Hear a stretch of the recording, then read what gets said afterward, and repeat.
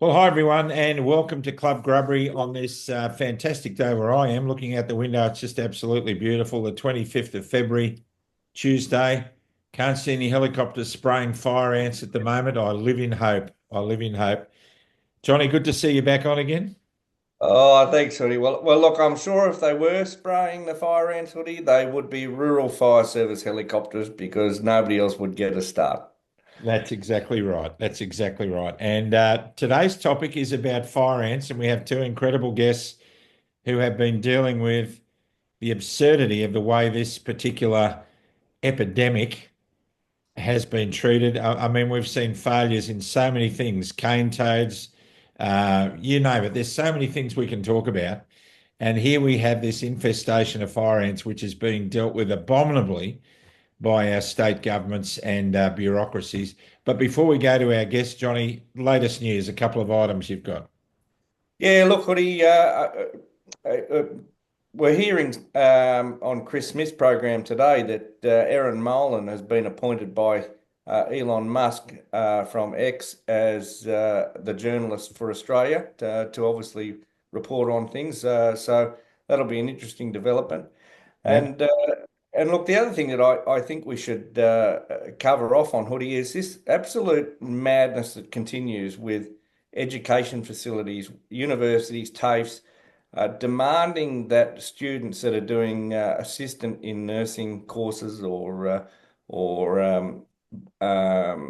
handling of patients courses or whatever it may be, uh, when they go into a placement in the hospital to actually form part of their training to get that certificate from TAFE or wherever the education provider is, still demanding that they show evidence of three shots.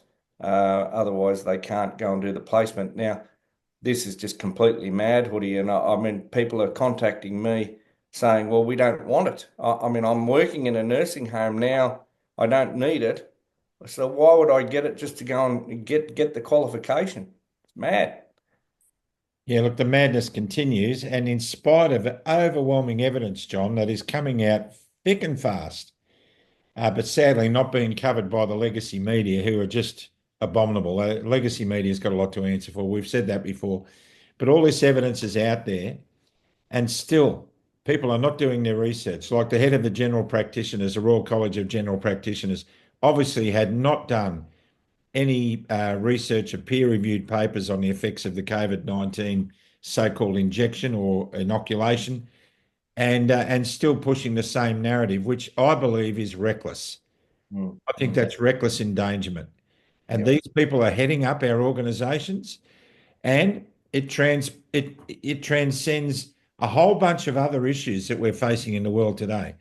Now, I live in the Northern Rivers of New South Wales, and fire ants have been seen in the area. Some people have picked them up and dealt with them in their usual way. Farmers have got ways of dealing with ants. And we've had some restrictions. We can't get any kind of soil or mulch or anything like that across the border from Queensland into northern New South Wales because the bureaucracies are saying we're going to be spreading fire ants. Fire ants are a very unique critter. They raft up on the creeks and rivers and they spread like crazy. And sadly, in order to deal with fire ants, the authorities have taken it on themselves to poison the creeks and rivers in order to kill the fire ants, and they're killing everything else, as well as endangering our health. And to have this discussed at much greater length, we have Dr. Connie Turney. Connie, thanks for joining us. You for talking to me. Yeah, Um, um, well, let me just introduce myself. I'm Connie Turney. I'm a researcher, normally not involved with fire ants, um, but a researcher for since 23 years. I have been involved here with fire ants because I actually sprayed my place. We moved out in the country wanting to be pesticide free, and and the first year we moved out, they sprayed our place. I wasn't aware what they're spraying. I wasn't aware what they were even doing that they were spraying. And when I found out, basically this was in 2022. Um, I've basically been fighting it since then. because I think it's destroying our environment. But to my amazement, not many people actually know what's going on, only if you're directly affected by helicopter, when you see the helicopter and when they actually inform you. But many people don't know what it is, and we have the usual state, it is safe. And somehow people believe the government, it is safe, and therefore it's not harming us. But it is actually on the contrary, it's not safe for the environment. It's basically spraying pesticides over a huge area. And it started in 2001. Sorry, I'm taking over here. It started in 2001 when they found one nest in the port of Brisbane. And they have been spraying since then. They did a little Mickey Mouse study where they looked at two areas and decided that one area had more biodiversity than the one with the nest in it. Mind you, it doesn't even tell you whether they used toxin to destroy the nest. And that might have killed the biodiversity. So there were no repeats. So we can't really draw any conclusions from that at all. And they decided, yep, that's it. It destroys biodiversity. Let's go. And they've been spraying it. So it's shocking. They're spraying two growth regulators. One is S-mesoprene, one is pyriproxyfen. Pyriproxyfen is sprayed 6 times a year. S-mesoprene is sprayed 4 times a year. And this has been going on, like I said, since 2001 from the one nest. When they stopped their first program, they have now extended it for another 10 years, but when they stopped the first one, we had over 15,000 nests in an area of 600,000 hectares. They then extended this for another 10 years, and now we have 850,000 hectares, and they keep on spraying these two growth promoters by helicopter. They have just been here this morning again with the helicopters in our area. I live in a rural area. It's a tremendous large area from Caboolture in the north to Tweed Heads in the south and stretches out to Gatton. But we already have nests way past that. We now have a nest or some nest near Coulomb Beach up north, and it went all the way out to Oakley now. And of course, it has been in New South Wales. So what is happening? So since they sprayed, I think it was in November 2024, I looked at their map. They have an active map, and they had 17,975 nests. So they actually, from America, we know we've been in contact with Dr. Joshua King from the Central University, Florida University, and he told us that you're actually spreading it by this program, by bombarding everything with insecticides, because you're taking away the natural, the competition, the competing ant species, because they actually also take up this bait. And the fire ant people say they don't, but there has been actually a study done with 5 native ants, and they all took it up. So you're destroying the native ants, and you're basically, once they're gone, and assuming there's fire ants somewhere else, they can come back in, and they are the first one to re-invade. So we're actually, by doing this, encouraging that they can invade, making space for them, so to speak. We're also taking their predators away, because all these insecticides, it's a growth regulator, and they are actually broad spectrum. So they're not just for fire ants. They're telling us other species won't take it up because it's in a bait format. But first of all, it degrades as well, and the degraded products are actually more toxic than the product itself. And they have been classed, some of them have been classed as toxic, very toxic, and one of the products has been classed as extremely toxic. So they're actually worse, and there's no studies done on these degraded products. Well, I shouldn't say no, I've found a couple, but they weren't very extensive, but they're telling us how dangerous these products are, and they stay in the soil for 30 days. So they actually, we're not only having the product itself, but we're having the degraded products as well. So, and they're not only affecting the insects, but we found that they also affect amphibians like the frogs. They have been found to affect mice. We know that they get that they are bioaccumulative. They're in the tissue. So when you give it to chicken, they actually it gets into the eggs and into their tissue. When you give it to cows, it gets into the milk. And so it's not only affecting them, it will affect us in a sense too if we eat chicken and if we eat eggs and to drink milk.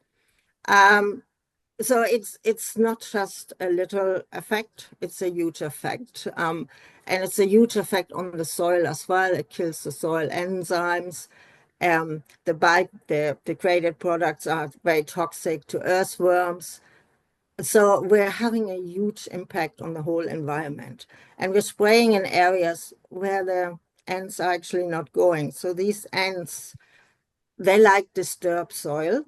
So they are found near roadsides, wherever you disturb the soil, that's where they are. They don't like forest. So you wouldn't probably find them in a forest. And we're spraying everywhere, regardless of where they actually are. Okay, so yeah, thank you. That was a very lengthy introduction, but that's all good. Okay. No, that's okay. And Sarah Maguire, you're an accountant by trade. Yeah, Tell us a bit about your background prior to coming involved in the fire ants and how you living in the Sandford Valley in the northwest of Brisbane. So tell us a bit about that. yeah. Well, yeah, I'm a chartered accountant. I also teach piano as well. I've got two children. I've been living in Sandford, which is a beautiful valley, lots of creeks and waterways. Me and the kids just love walking and going in the creeks. And so, yeah, I'm just a regular mum, not, and somehow I've now ended up having to speak about this absolute tyranny that's going on at the moment with the assault of helicopters, as Connie mentioned. I just woke up one morning in May last year and helicopters are swooping all around the valley. And I just, as a mum, I was like, what's going on? All this stuff is coming out and I could see it clearly going into the waterways.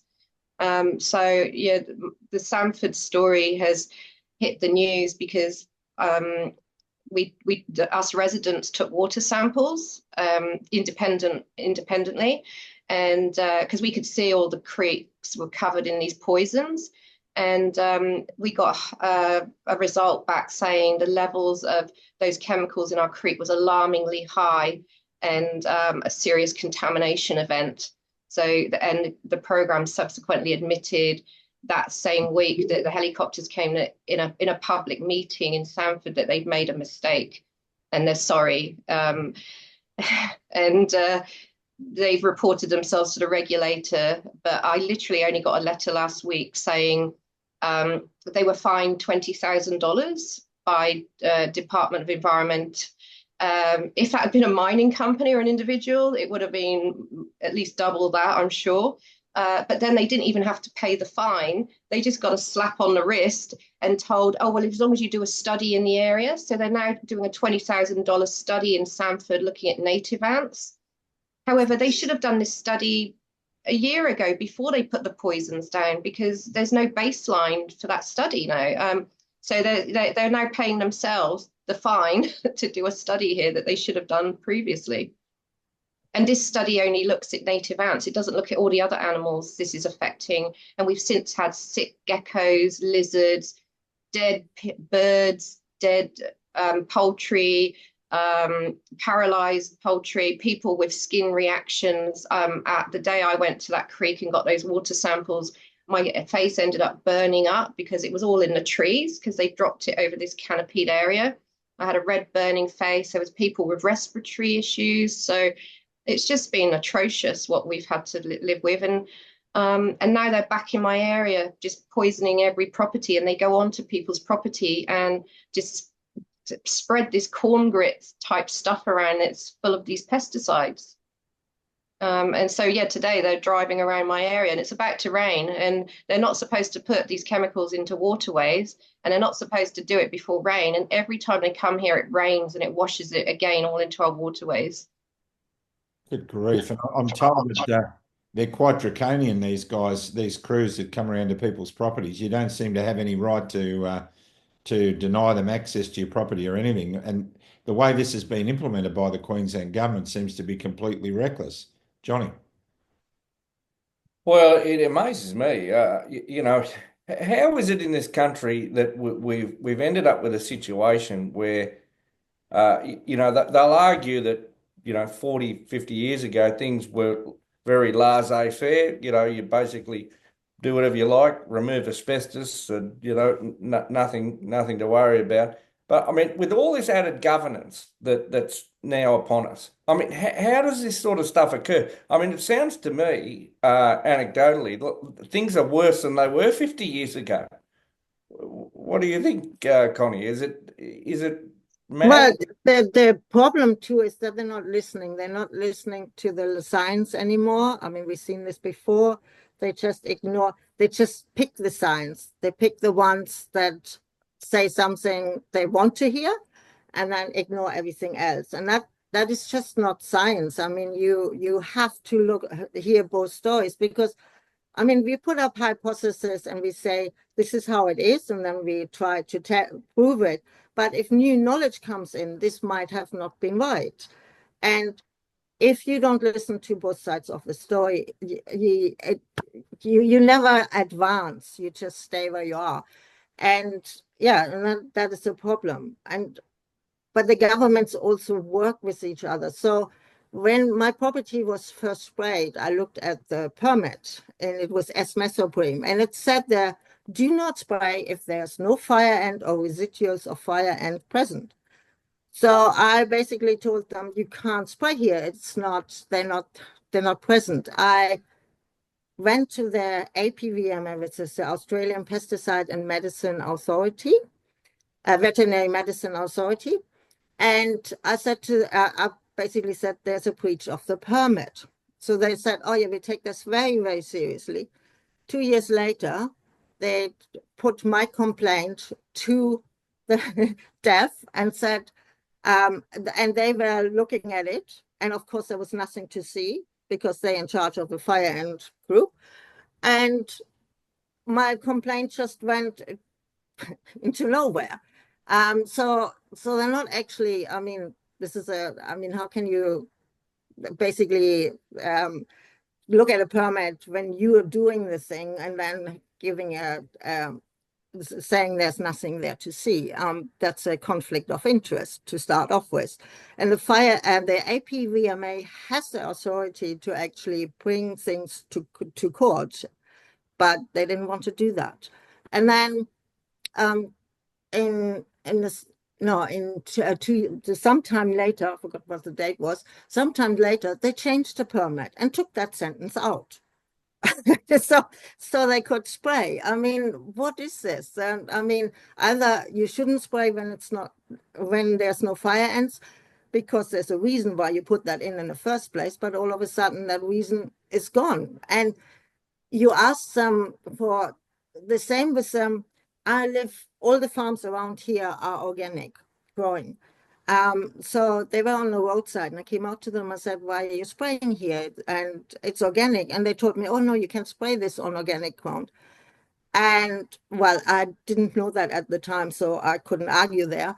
So I looked it up and I asked the Organic Grower Association, so can you spray it? And it turned out there was a withholding period of a year when you spray on organic ground, this stuff. um, in Sometimes later in the same year, the department changed that, and it is now a withholding period of 3 weeks. So we're coming from 1 year down to 3 weeks. How's that possible? And where on earth is the studies they have done to prove that this is not affecting us anymore? They, of course, wouldn't give this to me. They said I needed to have a right to information request. And we know how that goes. They like black out most of the things. So there's no studies done. I can't find any studies that say that this is that they can spray it over so many over such a big area. And the permits they're having, they are limited use permits. Or the minor use permits. What that means is, according to their own definition on their website, you can only spray 10% of a total area of crops, number of animals, or areas of situations, or 10,000 hectares. Now we're spraying over 850,000 hectares. How is that a minor permit? It makes no sense whatsoever. So that's our problems. They're not listening. They're just changing so they can do it. So we've seen the Department of Primary Industries in New South Wales pick up a small infestation of varroa mite, and as a result of that, they destroyed thousands of hives within a radius of Newcastle. They wiped out several businesses, and they destroyed millions of bees. They put a petrol-soaked rag in the top of every hive and kill the bees. Now, I've seen video of beekeepers crying because they love their bees. And they all said that all their hives were checked and there was no varroa mite in any of the hives, but it didn't matter to the DPI. And then months after eradicating so many hives and achieving nothing, they came out and said, no, maybe that wasn't such a good idea. Maybe what we need to do is just learn to live with varroa mite. I mean, yeah. how often do we have to put up with this rubbish? It's the same with the vaccines, John. The COVID-19 injectables, we've seen the same thing happen there. They're oblivious to the damage they've done. They're quite happy to say, oh, it's all right, in 50 years' time, we'll apologise to Australia, and that'll make it all right. I mean, where do you go with that, Sarah Maguire? Yeah, I mean, this is exactly what's going on. It's just another way to, I don't know, get money. For me, this is about the money. As an accountant, the first thing I did when I found out about this program was look at where the money's coming from to pay for this program. I since found out they have spent almost $1.6 billion in the last 20 years on this program, and the ants are now 20 times worse. And they keep saying they're eradicating, but they're not eradicating anything. These ants have just grown. Like, even when they found them back in 2001, they were already covering about 40,000 hectares of land. That would have been the largest ever eradication if they could have done it back then, and they couldn't. The ants were already here. They were very entrenched. They think the ants had been living here for about 10 years prior to that time when they found them. So they had no idea where the ants were. And so they only get money from the Commonwealth if they call it eradication. So the Queensland government, who's running this program, only gets the funding from the other states if they call it eradication. And so far, Queensland only contributes 10% of that funding. So out of 1.6 billion, all that money's coming from other states and the Commonwealth. And they're just wasting the money. It's become like an employment program. They employ 500 ground crew to go around and terrorize us in our homes, and they force entry onto our property. They say they bring the police with them now. They say, step aside, are you going to be violent? So people are going, no, I'm not violent, but I don't want this on my property. So they just jump fences. They take bolt cutters, they cut your gate down. There was an incident in Beachmont only a week ago. They turned up en masse with the police to all the properties that had said no and wouldn't let them in, and they broke their gates. They jumped fences. There was women crying. There were children screaming, and they just did not care. They went on those properties and they poisoned everyone's property in Beachmont who had actually tried to say no. And the thing is, though, with the Biosecurity Act, it's like what they did during COVID. You know, they bring in all these draconian measures and say it's for the greater good. But in the Biosecurity Act, there's one little section, section 336, and it says if a person has obstructed an officer, a person must not obstruct a designated officer, but unless the person has a reasonable excuse. So we've been talking to lawyers about what is a reasonable excuse. And at the moment, the program gets to decide if you have a reasonable excuse. And even with health issues, they've said to people, that's not reasonable. We don't believe that's reasonable. So they still come on, and we're trying to assert our rights here under the act that says we can have a reasonable excuse. And they don't let us, they are ignoring it. I have a lady at the Gold Coast who has spent $30,000 on legal advice to keep them off her property. And the barrister told her, I think you should just let them treat your property. Even a barrister saying that. So it's like I'm saying, I've been, since this all started happening in Sanford, I set up a group called Fire Ant Treatment Alternatives, because I believe there's an alternative way to deal with this that doesn't involve poisoning the whole environment and taking over people's property rights. But as much as advice we got, I've been working with Peter Pham, the human rights lawyer. They've even stonewalled him. Peter Pham wrote a letter on our behalf to ask the Commissioner of Police, what is your involvement in running this program with the, or what do you believe is a reasonable excuse? Because your police officers are allowing people to enter properties when they're being told no. And they just sent us a non-response, just saying, oh, just look at our policies. We're just working within the guidelines and we don't offer legal advice. But if they're being judge and jury on the day of saying whether your excuse is reasonable or not, that shouldn't be allowed. I mean, it should go to a judge or a magistrate. A judge should be deeming whether I've got a reasonable excuse. But even when you've got doctor's certificates, they're saying that's not good enough. We want the pathology reports to show it's our poisons, our pesticides that are causing your illness.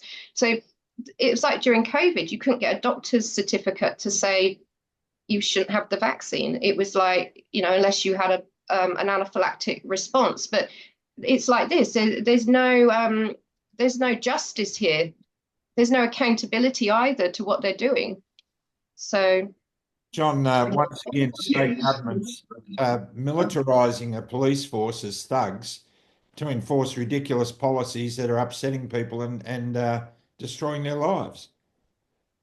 Well, Hoodie, I'm just sitting here thinking about this. Now, you know me as well as anyone there. I'm not a violent person at all. But, I'm just sitting here thinking, I mean, APRA's accusing me of civil disobedience. I mean, you cannot sit here and participate in listening to this every day of the week for the past 5 years and think that unless something happens, we are just going down the toilet quicker than you can imagine. I mean, people must be just thinking here, fair dinkum, what are the authorities doing? Where is safe work, whatever they call themselves in these jurisdictions? I mean, do they even operate?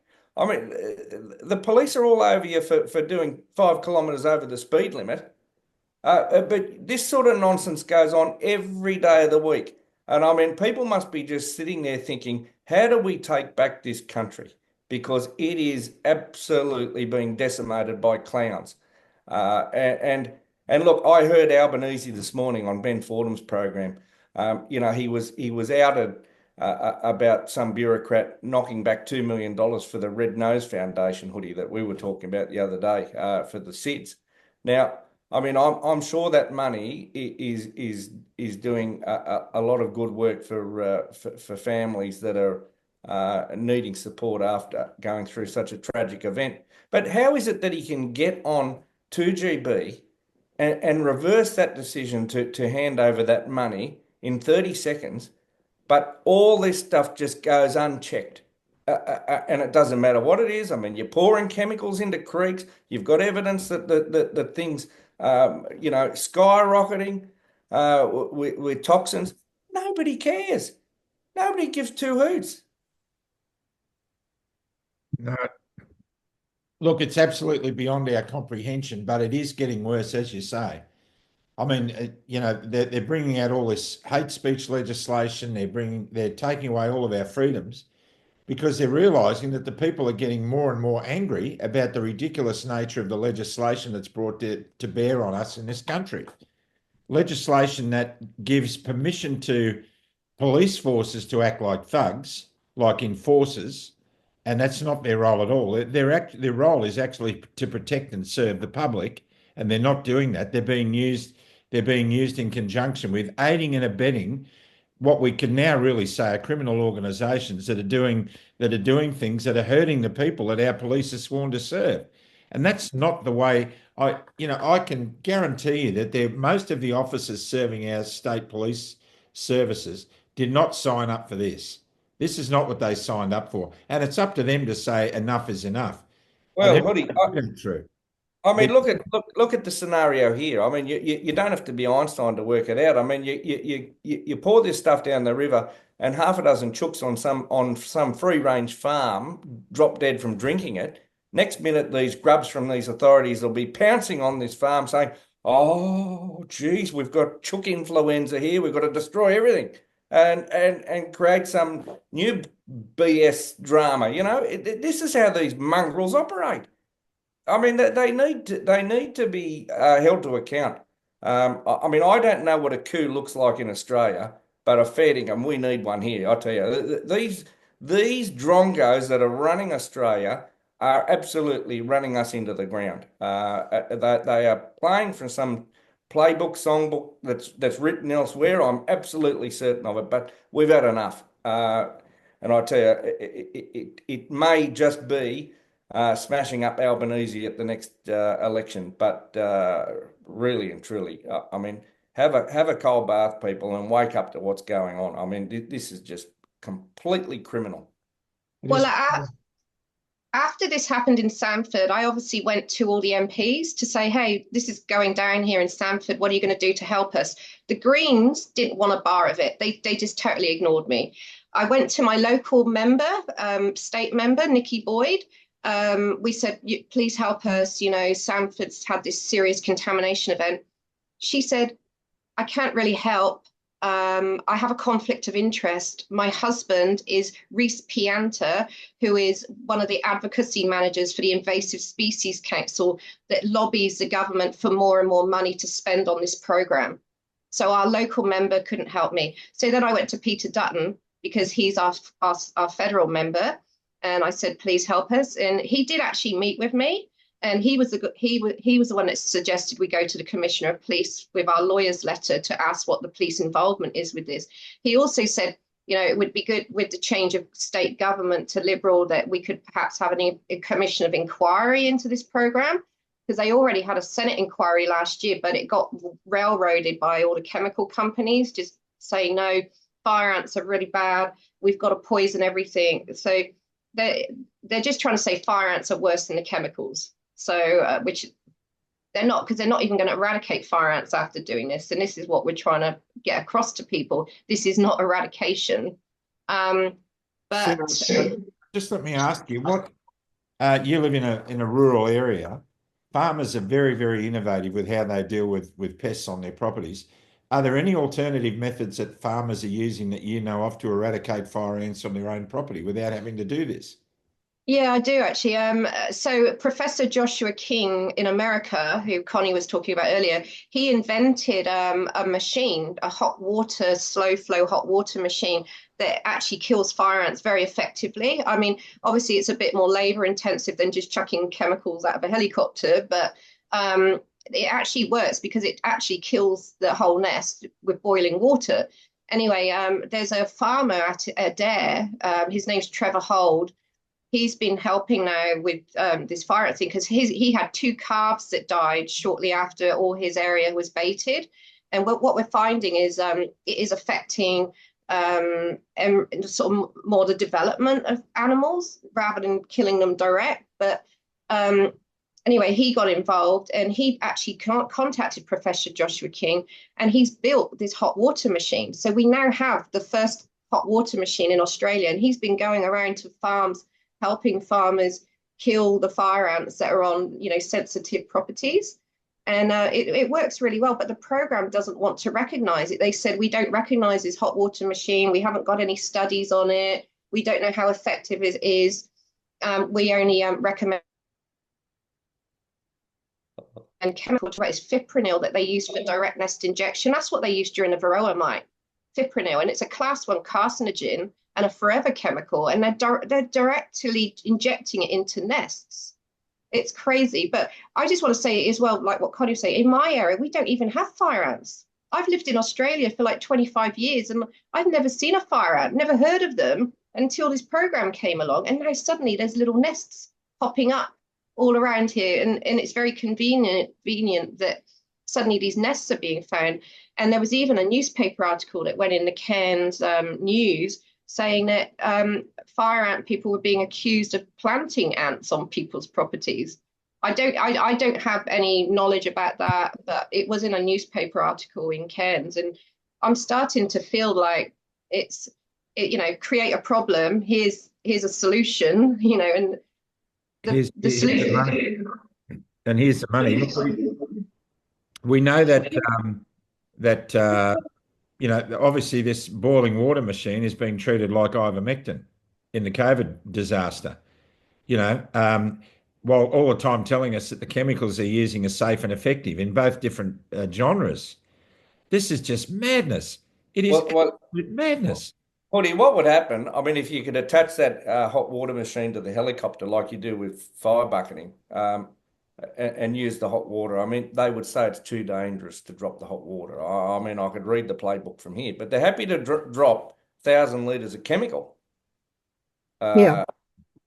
You wouldn't be able to drop hot water, I don't think, from the helicopter, because the hot water has to be pumped right into the nest, so it floods out the queen, because it's the queen ant that's the problem. But there is also people I know in Logan who have, like, Logan is just as heavily infested now as Texas in America. They have this expert every year from Texas called Dr. Robert Puckett, and he comes around and does all these talks trying to tell everyone how bad fire ants are, and they're going to kill you, they're going to kill your babies, they're going to kill your dogs, you'll never be able to have a picnic in the garden ever again, you won't be able to play sports anymore, your whole life is going to be ruined. And this guy, he goes around fear-mongering with the Invasive Species Council, that Reese Pianta, and it's an absolute joke. And they show these presentations with babies all bitten, and it's insane. I mean, who puts a baby in a fire ant nest? But it is like creating this fear. But then last time Dr. Puckett came, he said, areas in Logan are just as heavily infested as we are in Texas. And I'm like, well, why do we need you here to tell us how bad it is? Why don't we just go to Logan and say to people in Logan, hey, how's it going living with fire ants? So I did that. I went to Logan. I found a lady. She's got 400 nests on her property. I went with Trevor, the guy with the hot water machine, and we treated a load of nests together. I said to the lady, I said, how do you handle this? She went, well, we just live with them. Like, the horses don't go near them. The dog doesn't get bitten.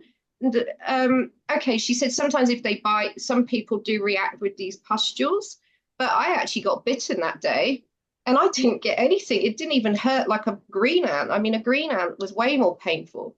And what we got to look at is we've got to put things into perspective. People have been, like COVID, they've been frightened to death that all these fire ants are going to take over our lives. They're going to kill us all. I mean, if you compare fire ant deaths in America to bees, in America, they've had these fire ants there for 100 years. And so far, they've had about 85 deaths from fire ants. So that's less than 1 per year. You've got more chance of being struck by lightning. And only 35 of those deaths were actually attributed to fire ants, definitely. In comparison, 75 people on average a year die from bee stings. So, if you want to look at what is more dangerous, a bee is more dangerous than a fire ant, but we don't go, let's kill all our bees, or what they did with the varroa mite. But we got to put things into perspective. These ants are a nuisance and they are very invasive, but they're here to stay. It doesn't matter. They could nuke the whole of Southeast Queensland and those ants will still be here because they're called, their real name is Solenopsis invicta, isn't it, Connie? Solenopsis invicta? Yeah, I think so, yeah. Invictus meaning invincible. These ants are invincible. We will never get rid of them. And so we just need to now calm everyone down and get the government to just stop bullying people, stop coming onto properties where we don't have fire ants, trying to preventatively bait us, and let people deal with it themselves. You know, we could work in syndicates and, you know, work with council, work with government, work with private pest controllers. That's what people need to do, whereas they don't even let the private pest controllers help out. I think that's very good advice, Sarah, because I mean, essentially, this is no different a playbook from the COVID madness. You know, here the cure is worse than the problem, and it's no different. Connie, I'd be interested to. You're a researcher. You're a doctor of research. I mean, what do you know about the mRNA vaccines? Have you had anything to do with them? Yes, I did. We wrote some papers on it, of the dangers of that. And that is a whole, yeah. Basically, you shouldn't have any boosters at all because they absolutely bug up your immune system. Besides all the side effects, it is really shocking. It is the same, a little bit the same as the fire ants. So we knew with the fire ants from America that you cannot eradicate it. And this Joshua King actually wrote us letters and said, there's nowhere where they have actually eradicated these fire ants with just spraying with pesticides. So the exceptions are biological measures, like they have an insect that puts their eggs into fire ants' heads and kills them, and that way they can control it, and that would be the only way you can actually control it. They have actually, there was an article a couple of days ago that they actually found an insect here that could potentially be doing that as well. But I mean, this is going to be a while off till they can release, can actually go to the point that they can release that. Yeah, but then they're going to poison that anyway with the pesticides. That's right. They're going to do a solution, aren't they? Yes, but yeah, the solution, I mean, in America, it didn't work. They have more fire ants now than they had when they started, the same as here. And we knew that before they started. And that's always a shocking thing. And the same with the COVID vaccine. I mean, when that came out, I was already pointing out the dangers of that were already in the literature. And I basically wrote MPs, I wrote to the politicians, I wrote to the university. Nobody answered me. It just was totally ignored. And this is the same here. In the Rondomite as well, we knew you can't stop them. What you're doing there, it's not going to stop them. So why are we thinking we are so much better? Why do we think it works here? Nothing has ever worked here. Why, if it didn't work overseas? So why do we have this? Yeah, let's just ignore everything they've done over there. Why do we not learn from them? Why do we go and just do things? And why do we not? There's a precautionary principle in science that if you hear of adverse events or you hear that it's not working, you shouldn't be starting it. Why are we not listening to what's out in the science, what's out in the literature? And like the COVID vaccine, there was already so much. There were doctors from America telling us how dangerous this is, but we just ignored all that. We went by, oh yeah, it's so good, it's wonderful, and let's do it. And it makes no sense to me. We're ignoring the science, we're ignoring the experience that has gone before us. But it's just like Why would you repeat something that is not working? It's just dumb. There's a new name for it. It's called civil disobedience. Careful, Johnny. Be careful. April will come down on you again. Sarah, where can we go? What can people do now to try and highlight this even more? Yeah, well, it's just about educating people, which is what I've been trying to do. I've been going around doing talks everywhere. I went even as far south as Byron Bay because they've got fire ants down at Byron Bay now. And I've been to Mawilumbar, I've been all the way up to the Sunshine Coast. So I've been trying to educate people in communities. What I've realized, we need to connect together within our communities. And because these guys are not listening to us, they're not responding to any of our letters, they're not answering the questions. Because my first question was, where are the environmental risk assessments or environmental impact studies that show this whole thing is safe? And they can't produce it because they've never done one.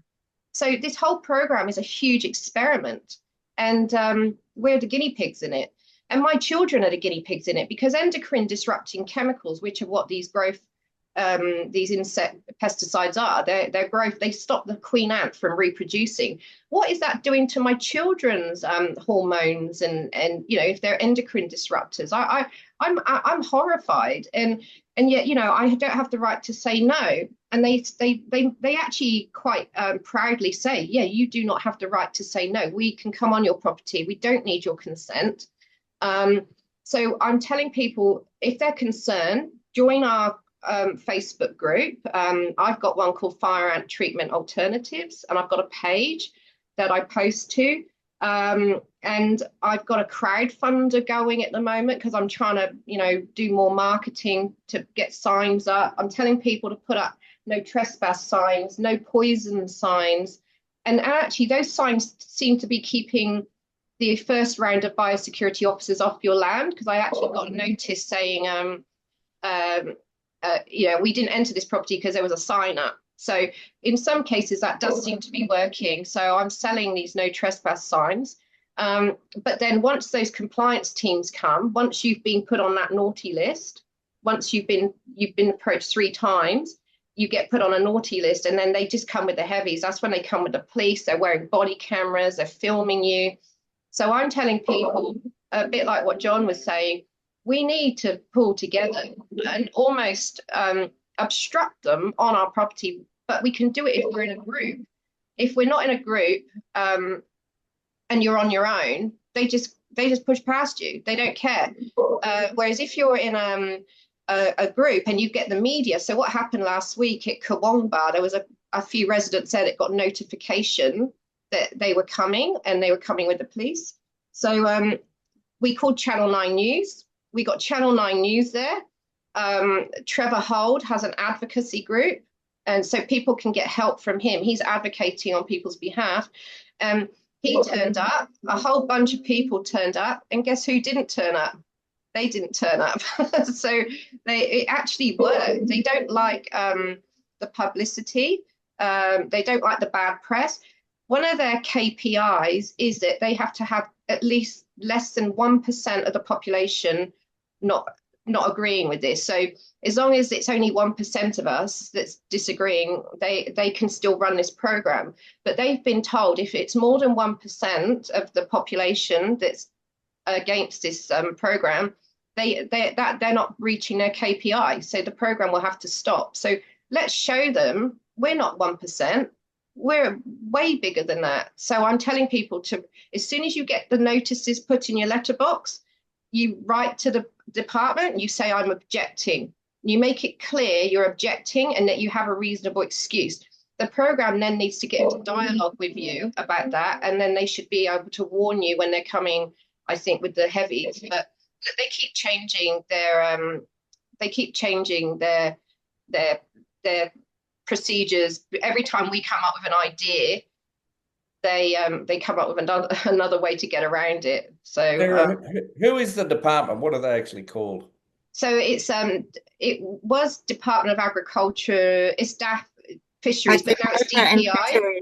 It is now DPI. They DPI. changed. Yeah, they changed to DPI. Queensland. DPI in Queensland. Yeah. Yeah, well, People need to flood their Facebook page. I think what needs to happen when I was first, this is nearly 3 years ago now. I was always, I basically came with the permit. I complained to APVMA that they're going against the permit. They then told me they still want to come. They threatened me with there's $13,500 fine. And I went back to the department to the fire group, and I said, stop bullying me. I basically complained and I stood up against them. And in 2022, that worked. And I said to them, I am not preaching my permit. I'm responsible as well. I am not preaching my permit. That's against the law.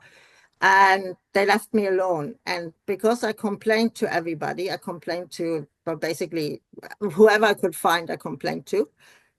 They now basically, when I say something, they know me already and they leave me alone. So what their message here is, you need to complain. You need to complain to the authority. You need to complain to APVMA if there's a breach, if they're breaching their permit, because they can't ignore that. If it's too much, they cannot ignore that.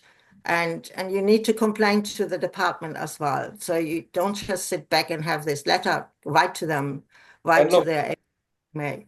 Connie, the other thing is too, don't forget there's an election coming up. So find out where the candidates are having their local forums, go along there and absolutely pester them with this and make it an election issue. Advise them what's going on. I know Malcolm Roberts has mentioned it in estimates. So look, it's certainly something that should be pressured upon. But I mean, Hoodie, we know...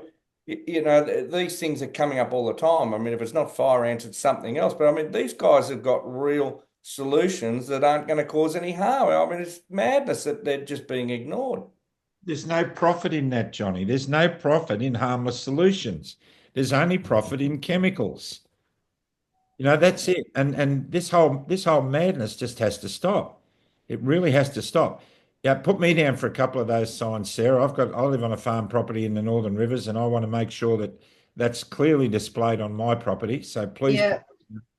the no. And we've also got really big signs because we started a new campaign with the Australian advocacy group called Stand With Me, Just Say No. So we're saying to people, stand with your neighbours, form your groups on Messenger or on Signal, and have people available to come and support you because they bully you and intimidate you. And women are feeling quite frightened. They've actually gone onto people's property, and there's a woman in the shower and she's looking out the window and there's all these guys in orange shirts all swarming her garden. I mean, that is unacceptable. We should feel safe in our own homes, whereas I feel violated. If they come onto my property, I would feel like totally violated because this is my home, this is my castle. I should feel safe here. I had a lady with PTSD the other day say to me, can you come with me? I want to report this to the police. I'm feeling harassed. These people, these fire ant people, don't leave me alone. We've told them to only talk to her husband because she's an ex-veteran. She's got a PTSD, and they just ignore it. So the police said, oh, just put a note on your gate telling them to ring your husband. They didn't even want to help, like file a report or anything. And I said, the police are supposed to here to protect us. And we're feeling like, you're protecting them and enforcing this draconian, thing onto us. And so, yeah, it's just, but I've sent them letters. I've sent them numerous letters. I sent them 32 questions back in July last year. I sent them a letter of demand in October this year, and I copied that letter to all the senators, all the MPs. I sent it by registered post to the four heads of the biosecurity department. I haven't heard a dicky bird. They will not reply. They just ignore you.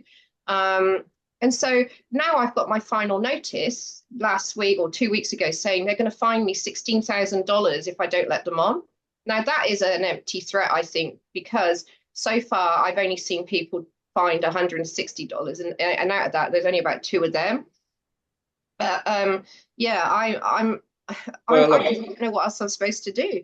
Sarah, I mean, put it into perspective. I mean, look at these government departments. They'll stop you building a house for months and months, likely years. because somebody spotted some field mouse that was an albino with 3 beaks or something. But they'll allow you to spray all this stuff. No. Well, you know, we've actually got vulnerable species in our creeks here. We got the Mount Gloria spiny crayfish, and we've got the lungfish. That's a very vulnerable species. It's a sacred totem to Indigenous people. And, you know, they've now changed that permit that Connie was saying, that when they changed the permit, they actually said, we can now spray where there's vulnerable species. They've changed it to say they can do that as long as you're in the zone. This is what they do. They move the goalposts. This is what happened with COVID. Make a new public health order. They make some new law. This is what they do. This is just completely egregious what they're doing. And when Peter Pham, the human rights lawyer, helped us analyze the Biosecurity Act to see if there was any you know, ways we could get out of this, he said, unfortunately, Queensland has one of the worst biosecurity acts in the country. I mean, in New South Wales, they have to get your permission to go on your property, and you can actually deny them permission to go on your property in New South Wales. But I think they're going to try to change that, because now they need to do New South Wales. But Peter Pham said, your Biosecurity Act in Queensland is really atrocious. He said, however, it's not as bad as Western Australia. In Western Australia, they can come into your property and forcibly vaccinate you. So that's where I feel we're heading. And I feel like this is just a precursor to that. They're testing the water to see how compliant people are with letting government agents onto your land. Next time there's a pandemic, my concern is they'll be forcing entry with bolt cutters to, you know, do That's that. what it is there. I mean, what do you tell you? I mean, these IHRs, this is where we're going. I mean, this World Health Organization, the WEF, they want control, and they'll get it unless we stand up to them. We have to get out of this WHO. I mean, it's just an absolute disgraceful outfit. Well, the problem is, though, I've been speaking out factually with Connie Turney about this subject right from the start. I've only said things I can prove. I haven't said any misinformation. And yet the ABC did a hit piece on me. They put my picture in the news saying I'm not a scientist, and then accused me of talking about this thing. They said, oh, Sarah Maguire erroneously claims that fire ant baits makes babies' heads small, and she's an anti-vaxxer conspiracy theorist. And I'm like, they don't know any of my medical records. And I never even spoke about that subject at the rally. I mean, there was studies done years ago that showed one of the chemicals could be linked to this microcephaly in babies, but it got very discredited. So Connie and I tend to not mention it, because it's one of those things like, you know, they can say, oh, well, it was discredited, but it was never it was never withdrawn, I don't think, that study. And there's another study that I recently found in chicken embryos that affect neurodevelopment in chickens using the same chemical. So now they're dumping it into our creeks and waterways. I do have concerns, but what I'm saying is, when people like me, you know, I'm just trying to live my life quietly here, and now I'm speaking out, I suddenly get trashed in the news and made out that I'm some kind of lunatic. Gaslighting, that's what the media does. Yeah, they should change the name of the ABC to the AGC, the Australian Gaslight Corporation, AGL. I mean, it's just pathetic. Look, we have to keep speaking about this stuff. We go on ad nauseum about it, but at some level, people are going to have to wake up. Now, the people who slept through COVID may wake up for this. They may wake up when central bank digital currency comes in. They may wake up when 15-minute cities are enforced. But it's going to be too late then. Now's the time to wake up. You know, and there is an election coming. And Peter Dutton, you're as useless as tits on a bull. You really are. Excuse my French, but you have no concept of what this country's going through, because you live in the uni-party bubble with your mate Albanese. I urge everybody, and I'm sure we all do, urge everybody to vote for the minor parties and the independents. Give the Greens a miss, give the Teals a miss. Look, the world's changing. It looks like, you know, Germany's going to elect a new chancellor very soon, and he's a man for the people. He's never been a politician before, but he's standing up because he thinks that we have to stand up.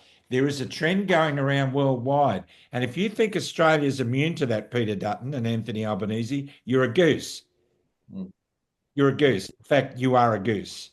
I just cannot believe that the people of Australia are just laying down and letting all this stuff happen. And some of them are even gloating about it, John.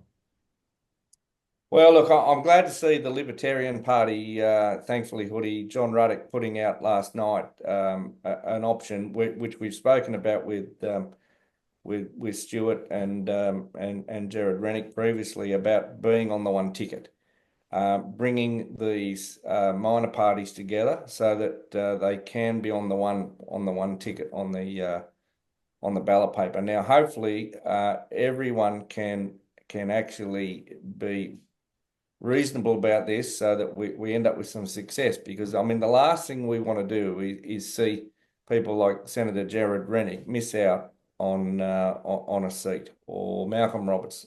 They're the people we need in there. Now, look, uniquely, Johnny, we're interviewing a bunch of 5 candidates in WA running in the state election, I think on Thursday, and they've done exactly that. They've come together under the one ticket. Yep. And they have the opportunity to kick some serious political butt over there in the state. Look, we've got to be honest. What Clive Palmer's done with the trumpets of the Patriots and what One Nation's been doing and what Jared's been doing, if only we could bring them all together. If only we could just get them to come together, because, you know, the trumpet of the Patriots, everybody's going, oh, hoo-ha, whatever. It's corny, it's whatever it is, but what it is indicative of the people who the politicians are sworn to serve have had a gutful.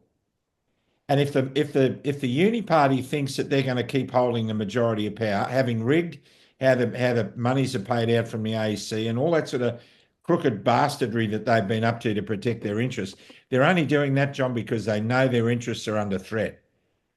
The people are coming for you. We're having a rally. We're having a rally on the 22nd of March, and we've invited Malcolm Roberts, and I believe he's put it aside. We've got the Libertarian candidate Jim Wilmot, who is an ex-biosecurity officer himself. He's coming, and we're trying to unite all the minor parties that have the same concerns as us, that is property rights, our property rights. The Greens aren't even looking after the environment anymore, and so we're trying to hold. I don't think they ever have. They never have. Yeah, but we're going to be announcing a rally where, you know, all the concerns like the fire ant concerns can be said there, the renewables concerns can be spoken there, and we want to try to form an alliance with all the minor parties that have our concerns and the freedom groups that I've been coming across. So yeah, it will be announced on our sort of Facebook page when it's all organised, but we're thinking it's going to be over at Indooroopilly somewhere. Well, let us know and we'll promote that for sure. And in the meantime, common sense needs to prevail. And you ladies are giving up so much of your time to bring this to people's attention. And John, why is it always the women? Why is it always the women that are doing this stuff? You know, where are the guys? What are you doing? For goodness sake, let's get with it, eh? Let's really get with it. And it's because we're the mums. We know when something's wrong and when it's going to harm our children. And so that's why we stand up. And Erin Brockovich only did a talk about this the other day. She said, you don't need to be a scientist. You don't need to be a doctor. You don't need to be a lawyer. We just know because we're mums. And that's where I'm at. I'm like, you know, I'm a mama bear. Nothing's going to harm my children. These people are not coming on my property and poisoning my organic veggie garden. You know, no way. I'm not having it. So that's why I'm standing up. I'm having a community meeting in Samford for anyone that wants to come on the 7th of March, Friday night at the Samford Community Hall. And we're having a meeting at Currumbin on the 13th of March as well at the Eco Village for people that are concerned and want to come and share their stories. Yeah, I've heard about the Eco Village. Very impressive place. All right, well, we'll close this off with a prayer. Lord Father in heaven, we just thank you that we're able to still speak in truth despite legislations that are going through all over the place to alter that. But the truth will not be silenced, and the truth will always set us free. And Lord, we want to stand in that truth, but we want to stand in that truth guided by you. As we stand against tyranny at government levels, which is clearly being led in the battle between good and evil by evil itself, we pray that you will strengthen us and give us discernment, courage, wisdom, and grace. We ask this in Jesus' name. Amen. Amen. Dr. Connie Turney, thank you so much for coming on. Sarah Maguire, thank you. Please get some signs to me. Yeah, will do. Yeah. And I'm sure some of my neighbours will want them as well. So thank you for coming on. Keep us updated. Johnny Larder, you've often been heard to say. You just couldn't make this stuff up. You can't. We're not making it up. It's there for everyone to smell and see. There's so much coming out now, and we've got to be awake to it all. And if you love somebody and you haven't told them, for goodness sake, give them a call and let them know. Things are crazy in the world, but you know what? We're still a great country, and we are because you live in it. God bless you all. Stay under the trees, and we'll see you for our next interview on Club Grubbery. Bye for now.